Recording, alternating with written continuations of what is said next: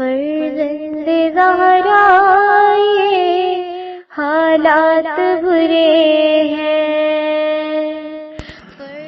کاشانۂ بصیرت ایک ایسا مکمل یوٹیوب چینل جس پر محروم بصارت کے لیے بالخصوص اور تمام افراد کے لیے بالعموم سینکڑوں کی تعداد میں اسلامی کتب دستیاب ہیں۔ لہذا گزارش ہے کہ آپ اپنی ذمہ داری نبھاتے ہوئے کاشانۂ بصیرت کو سبسکرائب کرنے کے ساتھ ساتھ بیل آئیکن کو پریس کیجیے تاکہ آپ علم کے حصول کے ساتھ ساتھ مذہب اہل بیت کی اشاعت میں بھی اہم کردار ادا کرتے رہیں۔ کاشانۂ بصیرت، کاشانۂ بصیرت، کاشانۂ بصیرت۔ فرزند زہرا یہ حالات برے ہیں۔ اعوذ باللہ من الشیطان اللعین الرجیم، بسم اللہ الرحمن الرحیم۔ الحمدللہ الذی جعلنا من المتمسکین بولایت علی ابن ابی طالب علیہ السلام۔ کاشانۂ بصیرت کے یوٹیوب چینل سے مخاطب ہوں اور ہم پڑھ رہے ہیں عظیم الشان کتاب کلام امیر المومنین علیہ السلام، شرح نہج البلاغہ۔ اس کی چھٹی جلد ہمارے زیر مطالعہ ہے، جو کہ تالیف ہے آیت اللہ العظمیٰ ناصر مکارم شیرازی کی اور ترجمہ ہے زیر نگرانی مولانا سید شہنشاہ حسین نقوی۔ پیشکش ہے باب العلم دارالتحقیق کی کراچی کی اور ناشر ہے مصباح القرآن ٹرسٹ۔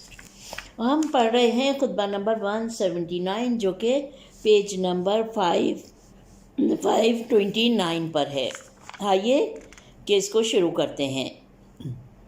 بسم اللہ الرحمن الرحیم۔ ومن خطبۃ لہ علیہ السلام وقد سألہ دغلب الیمانی فقال هل رأیت ربک یا امیر المؤمنین فقال افا اعبد ما لا اراه فقال وکیف تراه فقال۔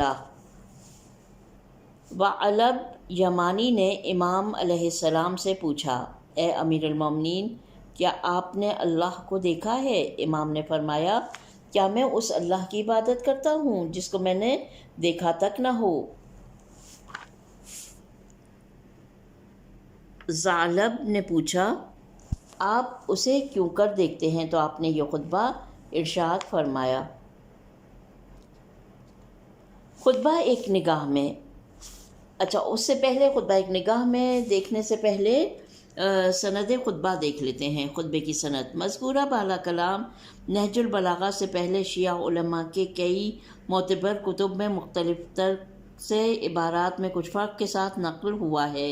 من جملہ کلینی رحمۃ اللہ علیہ نے اصول کافی کی پہلی جلد میں سے 2 مقامات پر نقل کیا ہے۔ اس کے علاوہ شیخ صدوق نے کتاب توحید میں اور شیخ مفید نے کتاب ارشاد میں سے ذکر کیا ہے۔ علماء اہل سنت میں سے ابن جوزی حنفی نے اسے کتاب تذکرہ میں ابن عباس سے نقل کیا ہے۔ خطبہ ایک نگاہ میں، اس خطبے میں مجموعی طور پر خداوند تعالیٰ کی صفات سے متعلق گفتگو ہوئی ہے اور اس مطلب پر بہت تاکید کی گئی ہے کہ اگر خدا کو ان ظاہری آنکھوں سے نہیں دیکھا جا سکتا تو دل کی آنکھوں سے ضرور دیکھا جا سکتا ہے، نیز اس کی صفات کے آئینے میں بھی اس کا مشاہدہ کیا جا سکتا ہے۔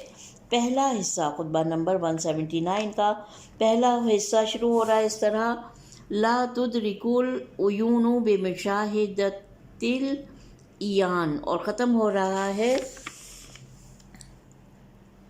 تعان الوجود لعظمتہ وتعجب القلوب من مخافتہ۔ ترجمہ، آنکھیں اسے کھلم کھلا نہیں دیکھتی بلکہ دل ایمانی حقیقتوں سے اسے پہچانتے ہیں۔ وہ ہر چیز سے قریب ہے لیکن جسمانی اتصال کے طور پر نہیں، وہ ہر چیز سے دور ہے مگر الگ نہیں، وہ غور و فکر کیے بغیر کلام کرنے والا اور بغیر آمادگی کے قصد و ارادہ کرنے والا اور بغیر اعضاء کی مدد کے بنانے والا ہے۔ وہ لطیف ہے مگر پوشیدگی سے اسے متصف نہیں کیا جا سکتا۔ وہ بزرگ و برتر ہے مگر تند خوئی اور بدخلقی کی صفت اس میں نہیں۔ وہ دیکھنے والا ہے مگر حواس سے اسے موصوف نہیں کیا جا سکتا۔ وہ رحم کرنے والا ہے مگر رحم دلی کی صفت سے اسے تعبیر نہیں کیا جا سکتا۔ چہرے اس کی عظمت کے آگے ذلیل و خوار اور دل اس کے خوف سے لرزاں اور ہراساں ہیں۔ شرح و تفسیر: کیا تم نے خدا کو دیکھا ہے؟ امیر المومنین علیہ السلام کے حالات زندگی پر مشتمل روایات سے معلوم ہوتا ہے کہ آپ بار بار یہ جملہ فرمایا کرتے تھے، سلونی قبل ان تفقدونی، مجھ سے پوچھو اس سے پہلے کہ میں تمہارے درمیان سے چلا جاؤں۔ اس طرح آپ لوگوں کے دین و دنیا سے متعلق ہر سوال کے جواب کے لیے اپنی آمادگی کا اظہار فرماتے تھے، یہاں تک کہ جب آپ کی پیشانی پر ملعون ابن ملجم کی مہلک ضربت لگی تو بھی بستر شہادت پر لوگوں سے ملاقات کے وقت یہی جملہ دہراتے تھے۔ جن مواقع پر امام نے یہ جملہ تکرار فرمایا ان میں سے ایک یہ ہے کہ جب آپ ظاہری خلافت کی کرسی پر جلوہ افروز ہو کر لوگوں کے لیے خطبہ ارشاد فرمایا تو اس کے ضمن میں یہ جملہ سلونی قبل ان تفقدونی تکرار فرمایا اور اس مطلب پر تاکید فرمائی کہ میں خاص طور پر تمام قرآنی آیات اور ان کے شان نزول کو، نیز ان میں سے ناسخ و منسوخ اور محکم اور متشابہ کو اچھی طرح سے جانتا ہوں۔ اس موقع پر ثعلب یمانی جو ایک بہادر اور فصیح شخص تھا اپنی جگہ سے اٹھا اور یہ سوال کیا تو امام نے بہت خوبصورت انداز میں اس کا یوں جواب دیا، ترجمہ: کیا میں ایسے خدا کی عبادت کروں جو میں دیکھ نہیں سکتا؟ اس کا مطلب یہ ہے کہ عبادت معرفت کی فرع ہے، یعنی پہلے معرفت ہونی چاہیے پھر عبادت کی نوبت ہے۔ معرفت کے کئی درجات ہیں جن میں سے بالا ترین درجہ درجہ شہود ہے، اور امام نے اپنے اس کلام میں معرفت کے اسی اعلیٰ درجے کو پیش نظر رکھا ہے جو ہمیشہ ذات پروردگار کے مشاہدے کے ساتھ شمار ہوتا ہے۔ ثعلب سوچ میں پڑ گیا کہ یہاں کون سا مشاہدہ امام کا مخصوص ہے، کیا حسی مشاہدہ مراد ہے جو خدا کے لیے جسمیت کے قائل افراد کا عقیدہ ہے، یا روحانی اور معنوی مشاہدہ مقصود ہے جس کا درجہ عقلی مشاہدے سے بھی برتر ہے؟ لہٰذا اس نے بلا فاصلہ سوال کیا، آپ کیوں کر خدا کو دیکھتے ہیں؟ وَكَيْفَ تَرَاهُ، کیا یہ سوال حقیقت کو سمجھنے کے لیے تھا یا ایک طرح کا انکار اور نزاع؟ اس سوال کا جواب اس بات سے وابستہ ہے کہ ثعلب کیسا انسان تھا۔ اگر اسے آپ حضرت کے خاص دوستوں اور عقیدت مندوں میں سے جانا جائے تو یقیناً اس کا سوال حقیقت جاننے کے لیے تھا، اور اگر اسے پرتجسس شخص جانا جائے تو چنانچہ بعض گزشتہ روایات سے معلوم ہوا اس کے سوال سے انکار و نزاع کا شائبہ ہوتا ہے۔ بہرحال امام نے اس کے جواب میں ایسی بات فرما دی اور حقائق کو اس طرح روشن فرمایا کہ سبھی مخاطبین یہاں تک کہ خود ثعلب بھی شدید متاثر ہوا۔ جو کچھ ہم نے پڑھا ہے اس کے مطابق ثعلب اس گفتگو کے اختتام پر بے ہوش ہوا، یعنی کل امامت کی مہک نے اسے ایسا مست کیا کہ مدہوش ہو گیا۔ امام نے یوں فرمایا، ترجمہ: آنکھیں اسے ہرگز نہیں دیکھ سکتی بلکہ دل حقائق ایمانی کی طاقت سے اسے درک کرتے ہیں۔ حقائق ایمان سے مراد اعتقادی اصول اور معارف حقہ ہیں۔ مزید توضیح کے لیے اس نقطے پر توجہ کرنا ضرور ہے کہ مشاہدے کی 3 قسمیں ہیں۔ نمبر 1 مشاہدہ حسی جو آنکھوں کے ذریعے عمل میں آتا ہے اور بعض اوقات آنکھوں کو بھی دوربین اور ٹیلیسکوپ جیسے اوزار سے مسلح کرنا پڑتا ہے۔ نمبر 2 مشاہدہ عقلی جو انسان کو استدلال کے ذریعے حاصل ہوتا ہے اور وہ حقائق کو دل کی آنکھوں سے آفتاب کی طرح واضح دیکھ لیتا ہے۔ چنانچہ مرحوم مغنیہ نے اپنی شرح نہج البلاغہ میں اس کی مثال میں کہا ہے جیسے نیوٹن وغیرہ جنہوں نے درخت سے زمین پر ایک سیب کے گرنے سے زمین کی جاذبیت کی قوت سے قانون کو دریافت کیا جو کبھی بھی ظاہری آنکھ سے دیکھی نہیں جا سکتی۔ نمبر 3 شہود باطن ودرون جو ایک طرح کا باطنی اور ادراک ہے نہ کہ استدلالی، اس میں انسان دل کی آنکھ سے موجود ودرون جو کہ ایک طرح کا باطنی ادراک ہے نہ کہ استدلالی، اس میں انسان دل کی آنکھوں سے موجود حقائق کو دیکھ لیتا ہے اور اس پر یقین رکھتا ہے بغیر اس کے کہ کسی دلیل کی ضرورت پڑے۔ یہ ایک ایسا درک اور مشاہدہ ہے کہ جب تک انسان اس تک نہ پہنچے اسے سمجھنا مشکل ہے۔ اس موضوع کے قرآن و روایات میں بہت سے نمونے پائے جاتے ہیں۔ حضرت ابراہیم علیہ السلام کے بارے میں قرآن میں ارشاد ہوتا ہے۔ ترجمہ: اور اسی طرح ہم ابراہیم علیہ السلام کو آسمان اور زمین کے اختیارات دکھلاتے ہیں۔ حضرت یعقوب علیہ السلام کے بارے میں ہم پڑھتے ہیں کہ جب برادران یوسف آپ کا پیراہن لے کر مصر سے روانہ ہوئے تو حضرت یعقوب نے فرمایا، ترجمہ: بے شک میں یوسف کی خوشبو پا رہا ہوں، اور اگر تم مجھے بڑھاپے کے باعث بہکا ہوا خیال نہ کرو۔ جنگ احزاب شروع ہونے سے پہلے خندق کھودنے کے دوران جب پیغمبر اکرم نے اس پتھر پر جو خندق کھودنے میں رکاوٹ بن رہی تھی 3 دفعہ کدال کی زوردار چوٹ ماری اور اس سے چنگاریاں اڑیں تو آپ نے فرمایا، میں نے قیصر و کسریٰ کے محل نیز یمن میں صنعا کے محلات کو دیکھا کہ وہ میرے اصحاب کے لیے کھولے جا رہے ہیں۔ حضرت علی علیہ السلام نہج البلاغہ میں بارہا اس بارے میں خبر دیتے ہیں اور بعض مقامات پر فرماتے ہیں، میں فلاں گروہ کو دیکھ رہا ہوں کہ وہ ایسا اقدام کریں گے، یہاں تک کہ بعض مخلص مومنین آپ کی ان باتوں سے کشف و شہود کے مقام پر فائز ہوئے۔ اس پاک دامن جوان کی داستان جو صبح کے وقت جماعت پیغمبر کی صف میں تھا معروف و مشہور ہے، وہ جو کہتا ہے، میں اسی وقت بہشتیوں کو بہشت میں اور دوزخیوں کو دوزخ میں دیکھ رہا ہوں، اور پیغمبر اکرم نے اس کی تصدیق کرتے ہوئے فرمایا، یہ ایسا بندہ ہے جس کے دل کو اللہ تعالیٰ نے نور ایمان سے روشن کیا ہے۔ اس کے علاوہ اور بھی بہت سے موارد اور نمونے ہیں جن کی شرح کے لیے کشف و شہود کے موضوع پر ایک مستقل کتاب کی ضرورت ہوگی، اور یہ سب اس بات پر دلالت کرتے ہیں کہ حسی اور عقلی مشاہدے کے علاوہ ایک اور مشاہدہ بھی پایا جاتا ہے جو ان دونوں سے برتر ہے۔ پھر امام اس مطلب کی توضیح کے لیے کیسے دل حقائق ایمان کے ذریعے خدا کو درک کرتے ہیں۔ اللہ کے اوصاف و اسماء حسنہ میں سے 11 اوصاف بیان فرماتے ہیں کہ ان میں سے 9 اوصاف ایسی تعبیرات کے ہمراہ ہیں جو مخلوقات کی صفات کی نفی کرتے ہیں۔ پہلے اور دوسرے وصف میں فرماتے ہیں، وہ ہر چیز سے قریب ہے لیکن جسمانی اتصال کے طور پر نہیں، وہ ہر شے سے دور ہے مگر الگ نہیں۔ ہم بار بار کہہ چکے ہیں کہ صفات خدا کے سمجھنے میں ہماری اصل مشکل یہ ہے کہ ہم صفات خدا کو بھی مخلوقات اور ممکنات کی صفات جیسے سمجھتے ہیں، تو جب تک یہ نقص دور نہ ہوگا ہم خدا کی صفات کو سمجھ نہیں سکیں گے۔ مثلاً انہی 2 اوصاف میں ہم جب کہتے ہیں کہ خدا نزدیک ہے تو ہم 2 جسموں کے 2 حصی جگہوں پر باہم نزدیک ہونے کی مانند سمجھتے ہیں، اور جب ہم کہتے ہیں کہ خدا دور ہے تو 2 جسموں کے ایک دوسرے سے جدا اور دور ہونے کے جیسے تصور کرتے ہیں، حالانکہ اس کا دور اور نزدیک ہونا ایسا نہیں ہے۔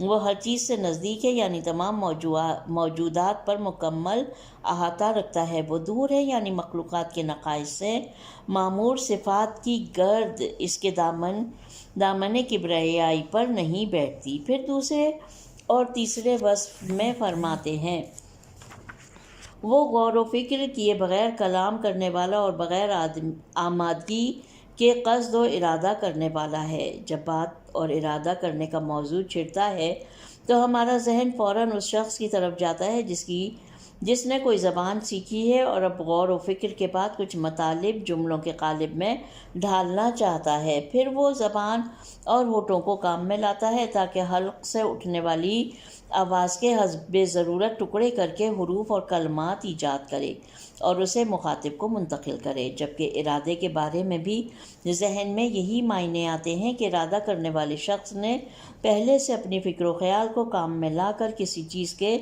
فائدے اور نقصان کے بارے میں سوچا اور جانچا ہے، پھر وہ کسی کام کو اپنے موافق جانتے ہوئے اسے انجام دینے کا فیصلہ کرتا ہے اور اپنے اعضاء و جوارح کو اس پر عمل کا حکم دیتا ہے۔ یقیناً ان امور میں سے کوئی سا بھی اللہ کے بارے میں درست نہیں، نہ وہ جسم رکھتا ہے، نہ اعضاء و جوارح، اور نہ اسے سوچنے اور اپنے موافق کو مخالف کی تشخیص کی ضرورت ہے۔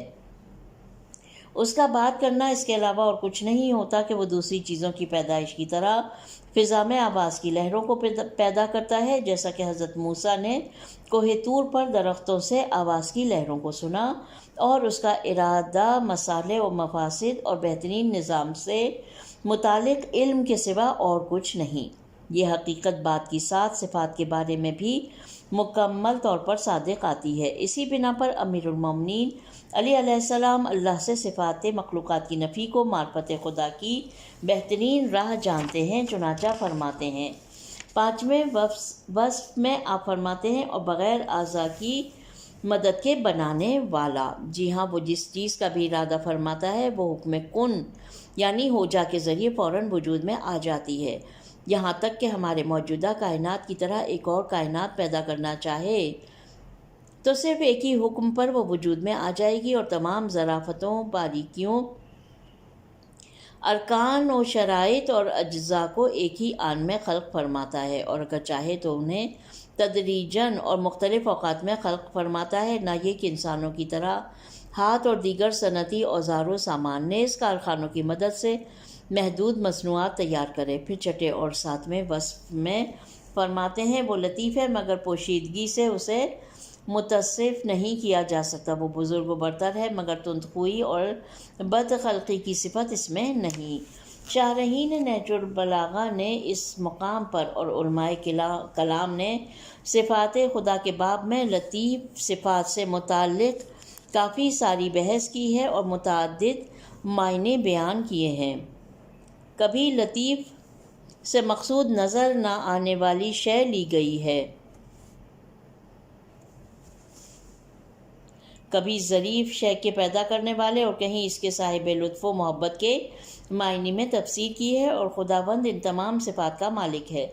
لیکن جو مذکورہ جملے کے لیے مناسب ہے وہ اول الذکر معنی ہے، یعنی خدا کی پاک ذات اس قدر ظریف ہے کہ ظاہری نگاہوں سے دیکھی نہیں جا سکتی، نہ یہ کہ وہ بندوں سے مخفی ہے، کیونکہ اس کے آثار پوری کائنات کو احاطے میں لیے ہوئے ہیں اور وہ تمام موجودات کی صورت میں متجلی ہے۔ بقول شاعر، ترجمہ، جو لاکھ جلووں کے ساتھ برآمد ہوا ہے تو میں بھی لاکھ آنکھوں سے تو لاکھ جلووں کے ساتھ برآمد ہوا ہے تو میں بھی لاکھ آنکھوں سے تیرا تماشا کروں۔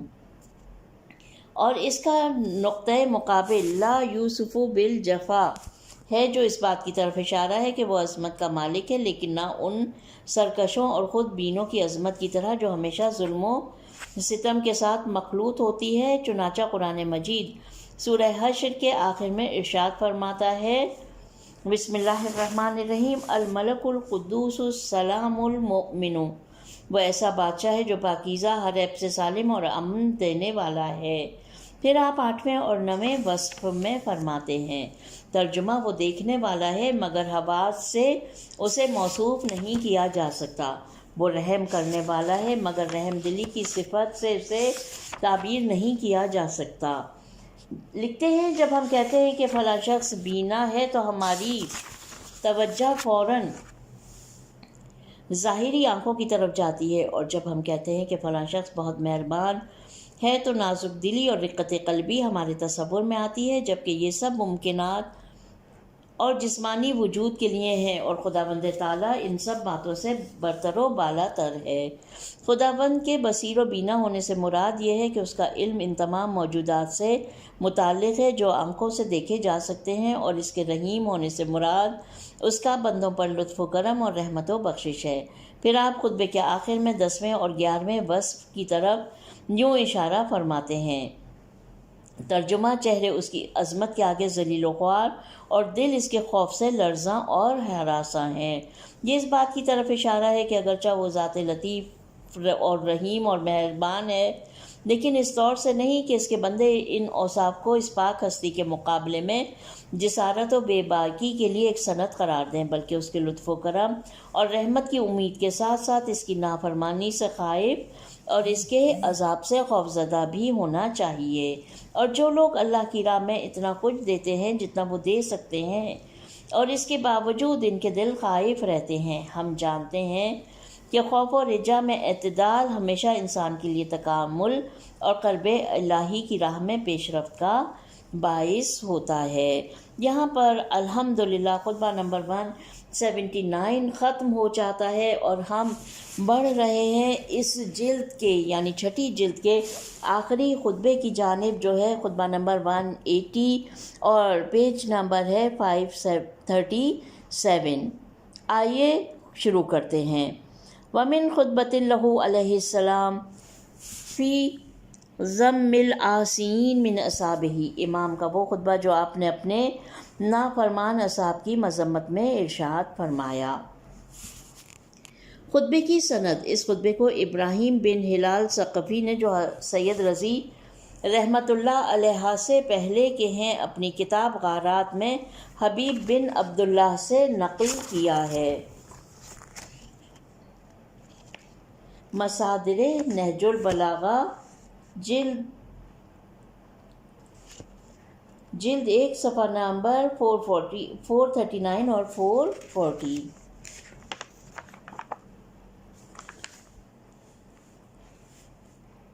خطبہ ایک نگاہ میں، ثقفی کی کتاب غارات سے یوں معلوم ہوتا ہے کہ امام نے یہ خطبہ اس وقت ارشاد فرمایا ہے جب محمد بن ابی بکر کی طرف سے اس کے اور عمرو بن عاص کے درمیان سرزمین مصر میں جنگ چھڑنے سے پہلے طلب نصرت کے لیے بھیجے گئے 2 نفر حضرت علی علیہ السلام کے پاس پہنچے۔ امام کھڑے ہوئے اور لوگوں کو مسجد میں بلایا اور انہیں واقعے سے آگاہ کیا، لیکن کچھ لوگوں نے جہاد کے لیے آمادگی کا اعلان کیا۔ آپ نے رات کو اشراف کوفہ کو بلا بھیجا اور انہیں دارالامارہ میں جمع فرمایا، جبکہ آپ بہت رنجیدہ تھے، کیونکہ آپ جانتے تھے کہ محمد بن ابی بکر کی شکست اور مصر کے امیر شام کے حامیوں کے ہاتھ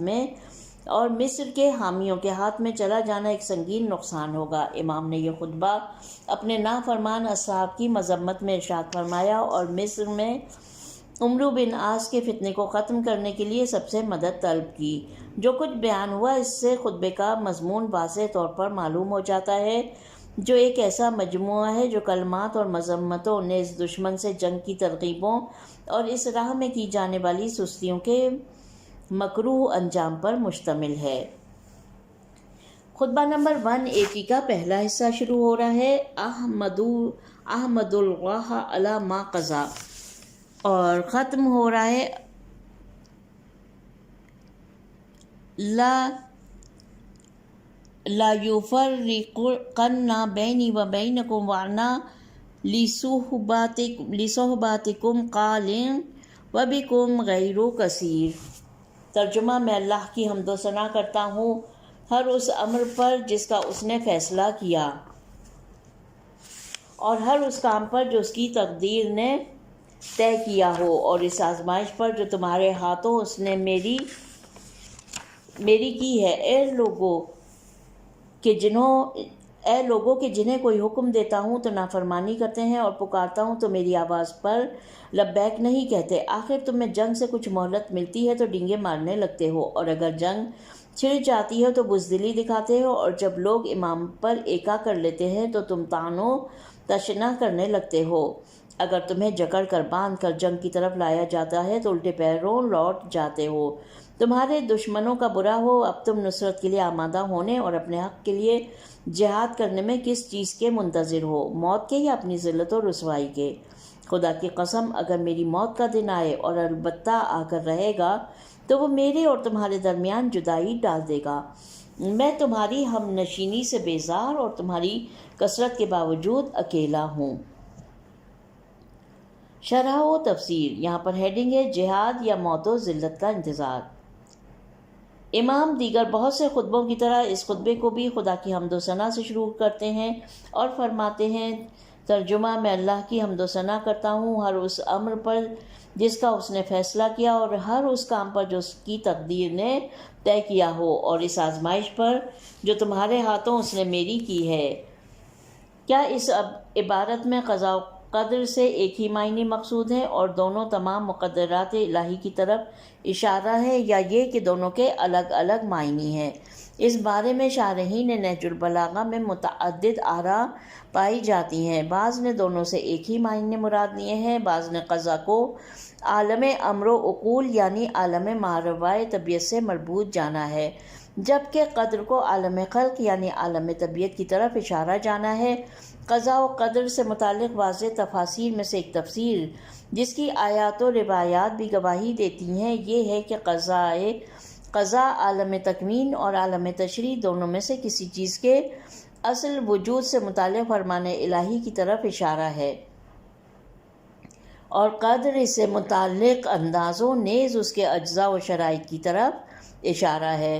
مثلاً ایک بزرگ شخص حکم دیتا ہے کہ ایک مسجد یا اسپتال تعمیر کیا جائے، یہ قضا کا مصداق ہے۔ اس کے بعد اس کی ضرورتوں اور اندازوں کو بیان کرتا ہے، یہ قدر ہے۔ عالم تشریع میں نماز اور روزے سے متعلق خدا کا حکم قضا ہے، جبکہ ان کے اجزاء و شرائط سے متعلق اس کا حکم قدر ہے۔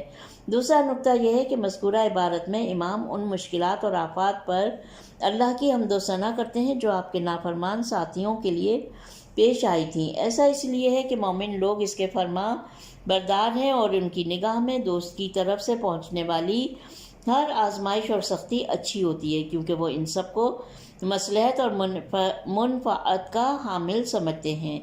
اس کے بعد آپ حاضرین مجلس یعنی کوفہ کے قبائل و عشائر کے سرداروں سے مخاطب ہو کر یوں فرماتے ہیں: اے لوگوں کہ جنہیں کوئی حکم دیتا ہوں تو نافرمانی کرتے ہیں، اور پکارتا ہوں تو میری آواز پر لبیک نہیں کہتے۔ اگر تمہیں جنگ سے کچھ مہلت ملتی ہے تو ڈینگے مارنے لگتے ہو، اور اگر جنگ چھڑ جاتی ہو تو بزدلی دکھاتے ہو، اور جب لوگ امام پر ایکا کر لیتے ہیں تو تم طعن و تشنیع کرنے لگتے ہو۔ اگر تمہیں جکڑ کر باندھ کر جنگ کی طرف لایا جاتا ہے تو الٹے پیروں لوٹ جاتے ہو۔ اس عبارت میں امام اپنے اطرافیوں کی 4 کمزوریوں کی طرف اشارہ فرماتے ہیں: نافرمانی، بلانے کے موقع پر بے توجہی کا مظاہرہ کرنا، مواقع سے فائدہ نہ اٹھانا، اور میدان جنگ میں بزدلی دکھانا۔ یقیناً ان کمزوریوں میں سے ایک بھی شکست کے لیے سبب بن سکتی ہے، چہ جائے کہ سب یکجا ہوں۔ پھر آپ درد مندانہ لہجے میں ان کی یوں مذمت کرتے ہیں: تمہارے دشمنوں کا برا ہو، اب تم نصرت کے لیے آمادہ ہو۔ آمادہ ہونے اور اپنے حق کے لیے جہاد کرنے میں کس چیز کے منتظر ہو؟ موت کے یا اپنی ذلت و رسوائی کے؟ یہ اس بات کی طرف اشارہ ہے کہ جو صورتحال تم نے اپنا رکھی ہے کہ امیر شام جیسے غدار دشمن اور لوٹ مار مچانے والے لشکریوں کے مقابلے میں نرمی اور بے حسی کا مظاہرہ کر رہے ہو، اس کا نتیجہ موت یا ذلت و رسوائی کے علاوہ کچھ نہ ہوگا۔ یا تو تم مر جاؤ گے، یا اگر تم زندہ بھی بچ گئے تو ان کی ماتحتی میں ذلت کی زندگی گزارنی پڑے گی۔ عزت صرف جہاد میں ہے کہ جس کا ثمرہ یا فتح ہے یا شہادت۔ چنانچہ امام ایک اور خطبے میں فرماتے ہیں: تمہاری مغلوبانہ زندگی موت ہے اور تمہاری فتح مندانہ موت زندگی ہے۔ پھر اپنا سلسلہ کلام جاری رکھتے ہوئے فرماتے ہیں: خدا کی قسم اگر میری موت کا دن آئے اور البتہ آ کر رہے گا تو وہ میرے اور تمہارے درمیان جدائی ڈال دے گا، جبکہ میں تمہاری ہم نشینی سے بیزار اور تمہاری کثرت کے باوجود اکیلا ہوں۔ یہاں پر خطبہ نمبر 180 کا پہلا حصہ ختم ہو جاتا ہے اور دوسرا حصہ شروع ہو رہا ہے۔ پیج نمبر ہے 541۔ دوسرا حصہ کچھ یوں شروع ہو رہا ہے: للہ انتم امادینا یجمعکم، اور ختم ہو رہا ہے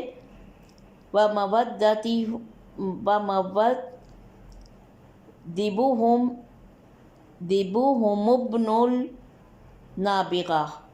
ترجمہ: اب تمہیں اللہ ہی اجر دے، کیا کوئی دین تمہیں ایک مرکز پر جمع نہیں کرتا اور غیرت تمہیں دشمن کی روک تھام پر آمادہ نہیں کرتی؟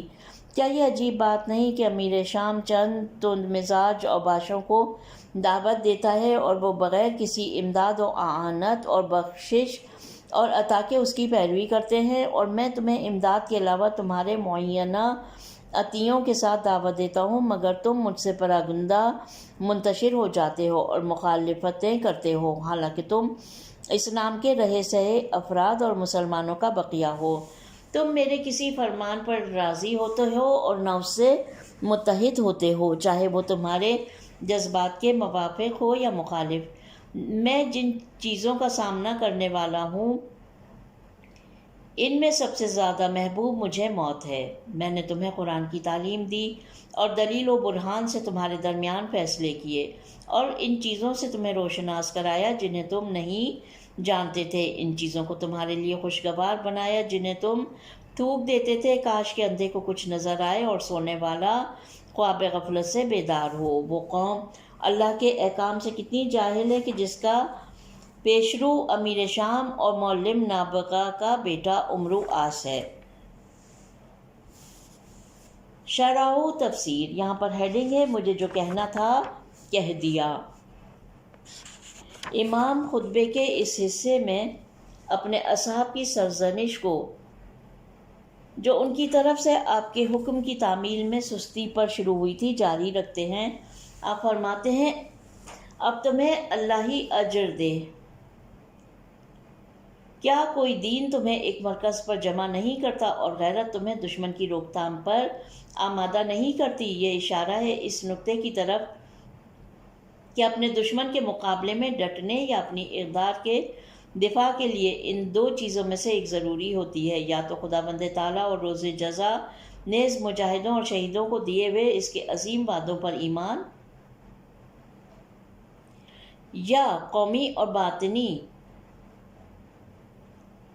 गैरत का जज्बा। मगर अफसोस कि तुम्हारे अंदर इन दोनों में से कोई एक भी दिखाई नहीं देता। तुम्हारा दीन और ईमान ज़ईफ़ और गैरत व इज़्ज़त नापैद हो चुकी है, इसलिए तुम इस इंतज़ार में हो कि तुम्हारे दुश्मन तुम्हारे ताक़ुब में आएँ और तुम्हारा गरेबान पकड़कर तुम्हें ज़मीन पर पछाड़ दें। फिर इमाम अपने और अमीर शाम के पैरोकारों में मवाजना करते हुए फरमाते हैं क्या ये अजीब बात नहीं कि अमीर शाम चंद मिजाज और बाशों को दावत देता है और बग़ैर किसी मदद और आनत और बख्शिश अता के इसकी पैरवी करते हो, और मैं तुम्हें इमदाद के अलावा तुम्हारे मुअय्यना अतियों के साथ दावत देता हूँ।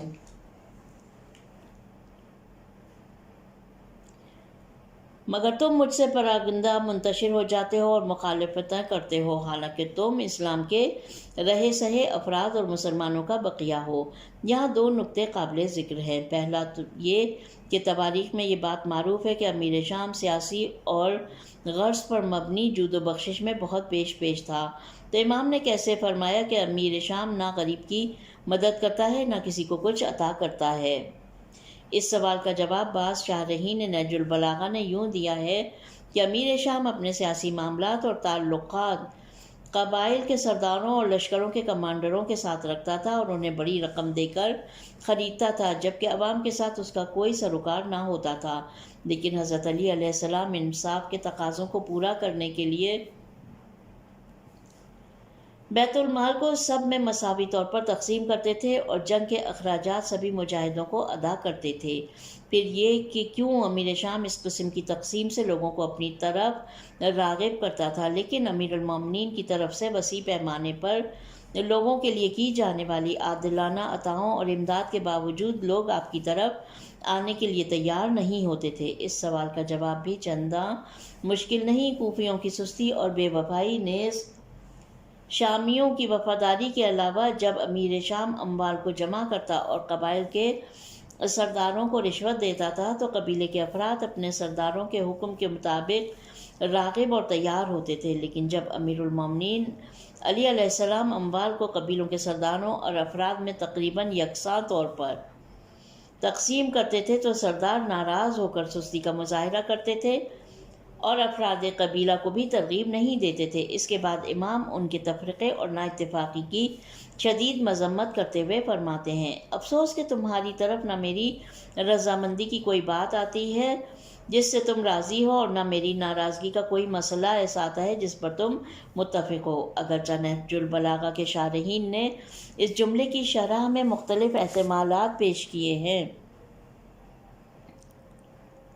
लेकिन हमारे अक़ीदे के मुताबिक इसकी तफसीर वाज़ेह और रोशन है। इमाम ये फरमाना चाहते हैं कि तुम लोग हमेशा नाइत्तेफ़ाक़ी और तफ़रक़े की राह पर चलते हो और कोई चीज़ तुम्हारे इत्तेफ़ाक़ व इत्तेहाद का सबब नहीं बनती, यानी ना इन चीज़ों की तरकीब तुम्हें कुछ फ़ायदा देती है जो मेरी रज़ायत का बाइस है और ना इन चीज़ों की मुमानियत जो मेरी नाराज़ी और गुस्से का सबब है। तुम्हारी आफतों और बदबख्तियों के अहम तरीन असबाब में यही तफ़रीक़े और इख्तिलाफ़ात हैं। तुम ना मेरे अवामिर पर काम धरते हो और ना मेरे नवाही की तरफ कुछ ध्यान देते हो।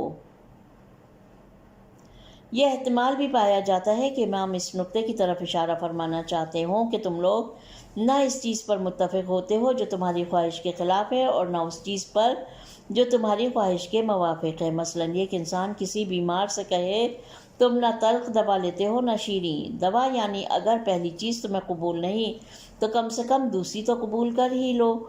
ان مذمتوں اور سرزنشوں کے بعد امام کے دل میں لگی آگ بھڑک اٹھتی ہے اور صبر و استقامت کا یہ پہاڑ گویا ایک آتش فشاں کی صورت اختیار کر جاتا ہے جس کی بلندیوں سے پگھلے ہوئے اور جلانے والے مواد نیچے کی جانب بہنے لگتے ہیں۔ آپ فرماتے ہیں، میں جن چیزوں کا سامنا کرنے والا ہوں ان میں سب سے زیادہ محبوب مجھے موت ہے۔ واقعی یہ بات کتنی دردناک ہے کہ عالم بشریت کی یہ عظیم ہستی جو سب کو صبر و تحمل کی دعوت دیتی تھی، موت کی آرزو کرنے لگے۔ جی ہاں، کبھی سست اور بے وفا لوگ انسان کے سر پر ایسی آفت لاتے ہیں جو خونخوار دشمن بھی نہیں لاتے۔ یہی وہ مقام ہوتا ہے کہ انسان موت کی آرزو کرنے لگتا ہے، وہ موت جو اس کے اور اس طرح کے پست اور حق ناشناس لوگوں کے درمیان ہمیشہ کے لیے جدائی ڈال دے۔ پھر امام امت مسلمہ اور مخصوصاً اپنے دوستوں کے لیے انجام دی ہوئی اہم معاشرتی اور تربیتی خدمات کی وضاحت شروع کرتے ہیں اور ان میں سے 4 اہم نکات کی طرف اشارہ فرماتے ہیں۔ پہلے فرماتے ہیں، میں نے تمہیں قرآن کی تعلیم دی، اس میں کوئی شک نہیں کہ قرآن مسلمانوں کے درمیان موجود تھا اور شب و روز اس کی تلاوت ہوا کرتی تھی اور امام کی تدریس کی کوئی ضرورت نہیں تھی۔ لیکن یہاں مقصود مضامین قرآن کی تفہیم اور اس کے احکامات کی گہرائیوں تک پہنچنا ہے۔ چنانچہ امام اسلام میں پیغمبر خدا کے بعد قرآن کے سب سے بڑے مفسر تھے۔ آپ ہمیشہ لوگوں کے لیے آیات قرآن کی تفسیر بیان فرماتے تھے، چنانچہ آپ کے خطبوں میں قدم قدم پر قرآنی اقتباسات نظر آتے ہیں۔ دوسری خدمت کے بارے میں فرماتے ہیں، اور میں نے دلیل و برہان سے تمہارے درمیان فیصلے کیے۔ یہ اس بات کی طرف اشارہ ہے کہ میں نے دلیل نقلی کے بعد تمہیں دلیل عقلی سے بھی روشناس کرایا جو 2 الہی حجتوں میں سے ایک ہے۔ پھر تیسری خدمت سے متعلق فرماتے ہیں، اور ان چیزوں سے تمہیں روشناس کرایا جنہیں تم نہیں جانتے تھے۔ اس نقطے کی طرف اشارہ ہے کہ بہت سے حقائق ایسے تھے جو تم پر واضح نہ تھے اور تم ان سے بے خبر تھے۔ میں نے ان سے پردہ ہٹا کر حقائق تم پر واضح کر دیے۔ ممکن ہے کہ اس جملے کا ایک اور مفہوم بھی ہو، اور وہ یہ کہ بہت سے مسائل ایسے تھے جن سے تم انکار کرتے تھے اور اپنی نادانی کی بنا پر تم کوئی اور موقف اختیار کرتے تھے، مگر میں نے حقیقت کو تم پر واضح کر دیا۔ اور آخر میں آپ چوتھی اور معاشرتی خدمت سے متعلق فرماتے ہیں، اور میں نے ان چیزوں کو تمہارے لیے خوشگوار بنایا جنہیں تم تھوک دیتے تھے۔ یعنی اسلام کے بہت سے دستورات ایسے تھے جن کی گہرائی اور حقیقت تک تم نہیں پہنچے تھے، لہٰذا انہیں تم ناپسند کرتے تھے اور ان سے دوری اختیار کرتے تھے۔ لیکن میں نے تمہارے لیے ان کے اسرار اور فلسفہ واضح کیا تاکہ تم انہیں خوشگوار مشروب کی طرح پینے لگو۔ اس کلام کے آخر میں اپنے اکثر مخاطبین میں کم ظرفی اور نالائقی سے متعلق یوں اظہار افسوس فرماتے ہیں، ترجمہ، کاش کے اندھے کو کچھ نظر آئے اور سونے والا خواب غفلت سے بیدار ہو جائے۔ یہ اشارہ ہے اس مطلب کی طرف کہ میں نے تمہاری تعلیم و تربیت میں کوئی کوتاہی نہیں کی اور تمام مفید اور تعمیری دستورات تم تک پہنچا دیے، لیکن افسوس کہ انہیں کوئی اپنانے والا نہ تھا۔ یوں میرے علم و حکمت کے یہ بیج اور تعلیم و تربیت کے حیات بخش قطرے بنجر زمین میں رائیگاں گئے۔ بالآخر ایک واضح اظہار تعجب کے ساتھ فرماتے ہیں، وہ قوم اللہ کے احکام سے کتنی جاہل ہے کہ جس کا پیشرو امیر شام اور معلم نابغہ کا بیٹا یعنی عمرواس ہے۔ ایک حدیث میں نقل ہوا ہے کہ حضرت علی علیہ السلام اہل شام کی ایک جماعت کے قریب سے گزر رہے تھے کہ ان میں ولید بن عقبہ، یہ وہی شراب نوش شخص ہے جس پر شراب نوشی کی حد جاری ہوئی تھی، وہ بھی تھا۔ یہ لوگ آہستہ آہستہ آپ کو برا بھلا کہنے لگے۔ جب بعض اصحاب نے یہ سن لیا تو امام کو خبر دی۔ تو امام کھڑے ہو کر اپنے اصحاب سے فرمانے لگے، اسلام کے وقار اور صالحین کی سیرت کی پاسداری کرو، خدا کی قسم۔ اور پھر مذکورہ جملہ کچھ اضافوں کے ساتھ ارشاد فرمایا۔ تاریخی قرائن و شواہد سے معلوم ہوتا ہے کہ اہل شام ذاتی طور پر اچھے لوگ تھے، لیکن امیر شام بنی امیہ اور امروآز جیسے حکمرانوں مربیوں نے عصر جاہلیت کی باقیات نے انہیں بالکل گمراہ کر دیا تھا۔ یہ تعبیر معاشروں کی تشکیل و ترقی میں اچھی اور بری قیادت اور صالح اور غیر صالح معلموں کی اثر اندازی کو بیان کرنے کے ساتھ ساتھ اس بات کی نشاندہی کرتی ہے کہ بعض اوقات اس قسم کے حکمران اچھی اور صالح قوموں کو اس طرح منحرف کر دیتے ہیں کہ وہ بدترین انسان بن جاتے ہیں۔ نکات۔ نمبر 1، معونہ یعنی امداد اور عطا میں فرق۔ امام نے مذکورہ خطبے میں فرمایا، امیر شام نہ اپنے پیروکاروں کی کوئی مدد کرتا ہے اور نہ انہیں کچھ عطا کرتا ہے، البتہ یہاں مراد عام لوگ ہیں، ورنہ قبیلوں کے سرداروں کو تو وہ بھاری رشوت دے کر خرید لیا کرتا تھا، جو تاریخ میں بھی معروف ہے۔ معونہ اور عطا میں فرق یہ ہے کہ عطا وہ شے ہے جو رسمی حقوق کی طرح دی جاتی ہے، جبکہ معونہ وہ امداد ہے جو کبھی کبھار جنگوں کے لیے اسلحے یا سواریوں کی فراہمی کے لیے دی جاتی ہے۔ دوسرا نکتہ، امام کی 4 معاشرتی خدمات۔ مذکورہ خطبے میں امام اپنے اصحاب اور پیروکاروں کی بابت اپنی خدمات کی تشریح کرتے ہوئے 4 موضوعات کی طرف اشارہ فرماتے ہیں۔ نمبر 1، قرآن مجید کی تعلیم۔ نمبر 2، انہیں دلائل عقیلہ اور واضح براہین سے آشنا کرنا۔ نمبر 3، ان چیزوں کی تعلیم جو ان کے علم میں نہ تھیں اور دین و زندگی سے متعلق بہت سے اسرار و حقائق کا آشکار کرنا۔ نمبر 4، انہیں ان اعلیٰ مفاہیم کی طرف لوٹانا جن سے وہ اپنی نادانی کے سبب دور ہو چکے تھے۔ در حقیقت یہ 4 اصول ایک مکمل دینی اور فکری درسی دورے کو تشکیل دیتے ہیں۔ یہ اس بات کے لائق ہیں کہ مسلمانوں کی تعلیم و تربیت میں کسی بھی جہت سے کردار ادا کرنے والے سبھی لوگ ان کی طرف بہت توجہ کریں۔ ظاہر ہے کہ یہ اصول و قواعد اسی وقت نتیجہ خیز ہوں گے کہ تعلیم و تربیت پانے والے افراد سیکھنے اور سمجھنے کی صلاحیت و قابلیت رکھتے ہوں۔